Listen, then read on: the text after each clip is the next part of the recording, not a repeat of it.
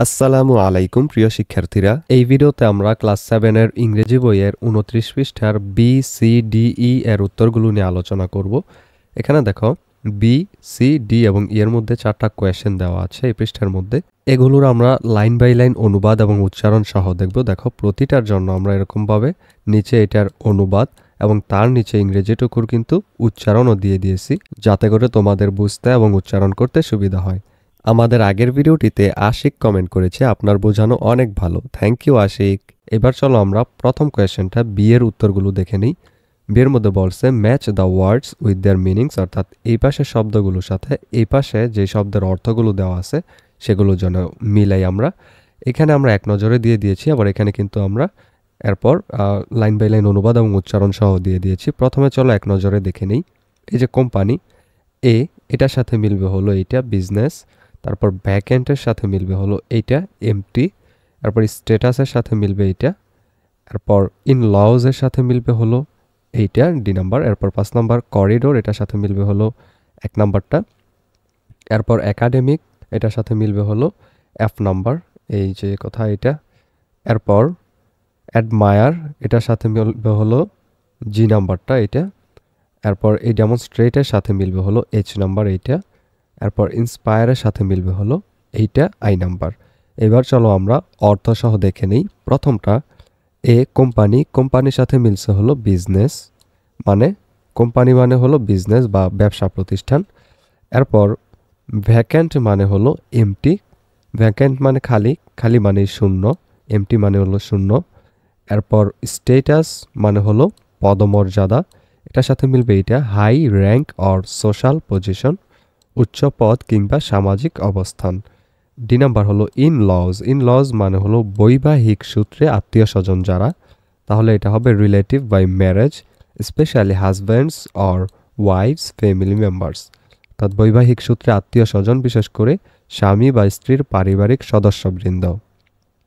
E number corridor, এটার সাথে মিলবে হলো এটা করিডোর মানে বারান্দা, আর এটার মানে হলো a long narrow passage in a building, একটি ভবনের লম্বা সরু পথ। এরপর এফ নাম্বারটা হলো একাডেমিক, একাডেমিক মানে হলো শিক্ষা সংক্রান্ত, তাহলে এটা হবে কানেক্টেড উইথ স্টাডি এডুকেশন, অর্থাৎ পড়াশোনা কিংবা শিক্ষা বিষয়ক। জি নাম্বার হলো অ্যাডমায়ার, অ্যাডমায়ার মানে শ্রদ্ধা করা, এটার সাথে মিলবে এটা টু শো রেসপেক্ট, সম্মান প্রদর্শন করা।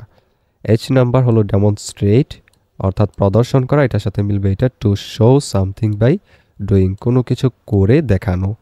এরপর আই ইন্সপায়ার, ইন্সপায়ার মানে হলো অনুপ্রাণিত করা, এটার সাথে এটা টু এনকারেজ সামবডি ওয়েল, ভালোভাবে কোনো কিছু করতে কাউকে উৎসাহিত করা।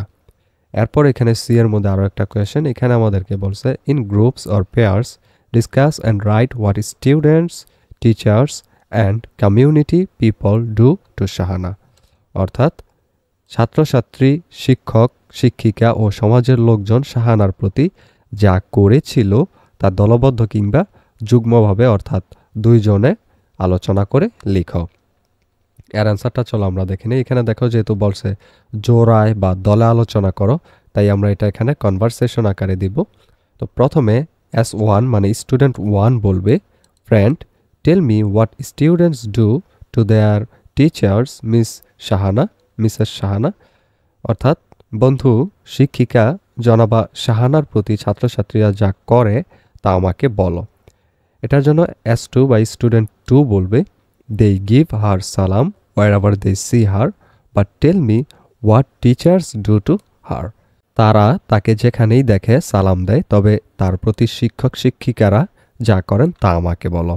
এটার অ্যান্সার আবার স্টুডেন্ট 3 নম্বর স্টুডেন্ট বলবে যে teachers even the head teacher admire her but tell me what the community people do to her, অর্থাৎ শিক্ষক শিক্ষিকা এমনকি প্রধান শিক্ষকও তাকে শ্রদ্ধা করেন, তবে তার প্রতি সমাজের লোকজন কি করে তা আমাকে বলো।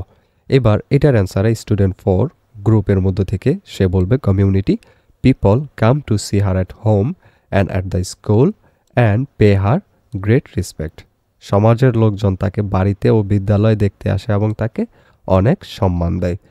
এরপর স্টুডেন্ট 1 সবাইকে বলবে যে thank you all present here, এখানে উপস্থিত তোমাদের সবাইকে ধন্যবাদ। এই যে অ্যান্সারগুলো দিলাম এটা কিন্তু আমরা উপরে যে এই যে টেক্সটটা দেওয়া আছে এখানে, এই টেক্সটের আলোকে দিয়েছি। লেসন 2 আর টিচার 2 এর মধ্যে দেওয়া আছে এইগুলো।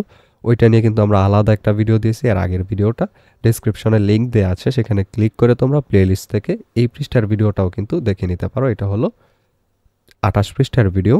লেসন 2 এর যে ভিডিওটা ওইটা তোমরা দেখে নিও, তাহলে ওইটা বুঝতে সুবিধা হবে। তো এবার আমাদের সি এর যে আনসারটা ছিল সেটাও শেষ।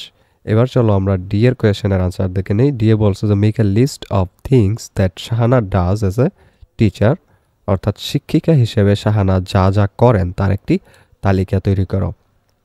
এর অ্যান্সার এখান থেকে শুরু। A list of things that Shahana does as a teacher is made below. শিক্ষিকা হিসাবে শাহানা যা করেন তার একটি তালিকা নিচে তৈরি করা হলো। 1 নাম্বার করেন হলো শি প্রিপেয়ার্স হার লেসন্স, তিনি তার পাঠ তৈরি করেন, অর্থাৎ কি কি পরের দিন ছাত্রদেরকে পড়াতে হবে সেটা তিনি আগে থেকে শিখে যান।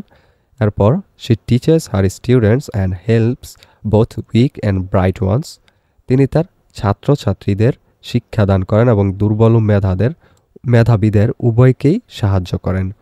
3 নাম্বার করেন হলো she solves their academic or personal problems, তিনি তাদের শিক্ষা সংক্রান্ত কিংবা ব্যক্তিগত সমস্যাবলীর সমাধান করেন।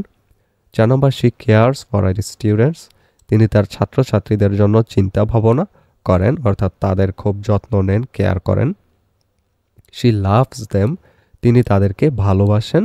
6 নম্বর হলো she herself shows good behaviour and inspires her student to be good, তিনি নিজেই সদাচরণ অর্থাৎ ভালো ব্যবহার প্রদর্শন করেন এবং ছাত্রছাত্রীদের ভালো হতে অনুপ্রাণিত করেন।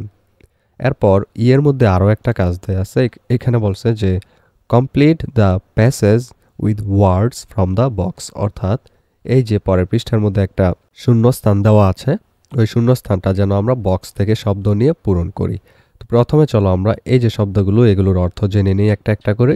এরপর আমরা এই যে এইটা এখন অনুবাদ এবং উচ্চারণ সহ সমাধান করব। প্রথমটা হলো দায়ের অর্থ হয় হলো টা বা খানা খানি, অর্থাৎ এইটা ওইটা, এইখানা ওইখানা, এইখানি ওইখানি, এইটা আর কি। এরপর পাইলট মানে হলো বিমান চালক, সি মানে সে, এরপর এন মানে একটি, ইন মানে মধ্যে, অবজারভেশন মানে হলো পর্যবেক্ষণ, ক্রাশেস মানে হলো বিধ্বস্ত হওয়া, ওয়েদার মানে হলো কিনা, ওয়েদার মানে হলো এইটা বা ওইটা কিনা এরকম আর কি। এরপর ইয়াং মানে হলো তরুণ, দা মানে তো একই, টিটা খানাখানি ওইটা আগেরটাই, গার্ল মানে হলো বালিকা বা মেয়ে। এখান থেকে শুরু। আ father is talking to his young daughter about her aim in life, এখানে যে খালি ঘরটা ছিল, এই যে খালি ঘর প্রথমটা, এইখানে বসবে হলো ইয়াং, এর মানে হলো একজন বাবা তার ছোট মেয়ের সাথে তার জীবনের লক্ষ্য নিয়ে কথা বলছেন। দ্বিতীয়টা the girl wants to be a pilot, দ্বিতীয় যে খালিঘর সেখানে হবে এই অর্থাৎ মেয়েটি পাইলট হতে চায়। এরপর এখানেও হবে। এরপর ফাদার আস্কস হার ওয়াই, বাবা তাকে জিজ্ঞাসা করে কেন। The young girl replies that the job of a pilot is challenging that she likes, এখানে উত্তর হলো প্রথমটা গার্ল, দ্বিতীয়টা পাইলট। তরুণ মেয়েটি উত্তর দেয় যে পাইলটের চাকরিটি চ্যালেঞ্জিং, যা তার পছন্দ। এরপর besides she likes the speed and high responsibilities in a pilot's life, এখানের অ্যান্সার শি, এরপর এখানে ইন। এছাড়াও সে একজন পাইলটের জীবনের গতি এবং উচ্চ দায়িত্ব পছন্দ করে।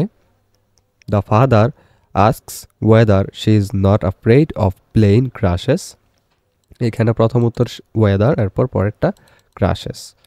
বাবা জিজ্ঞাসা করে সে বিমান দুর্ঘটনার ভয় পায় কিনা, এটার জন্য সে বলে the daughter Sage an accident is an accident, মেয়ে বলে দুর্ঘটনা তো দুর্ঘটনাই, এটার অ্যান্সার হবে অ্যান। এরপর the father appreciates his daughters observation and wishes her good luck, এখানে অ্যান্সারটা অবজারভেশন, এর অর্থ হলো বাবা তার মেয়ের পর্যবেক্ষণকে প্রশংসা করে এবং তাকে শুভকামনা জানায়। এই ভিডিওটি এই পর্যন্তই। পরবর্তী ভিডিওতে আমরা 30 পৃষ্ঠার মধ্যে যেই কাজটা দেওয়া আছে, এই যে F নাম্বারের মধ্যে, ওই কাজটার উত্তর নিয়ে আলোচনা করব এবং এরপরের ভিডিওতে আমরা লেসন 3 এর এই যে জেন জি এর যেই অনুবাদ এবং উচ্চারণ আছে সেটা নিয়ে আলোচনা করব। সেগুলো পেতে হলে অবশ্যই চ্যানেলটিকে সাবস্ক্রাইব করে রেখো।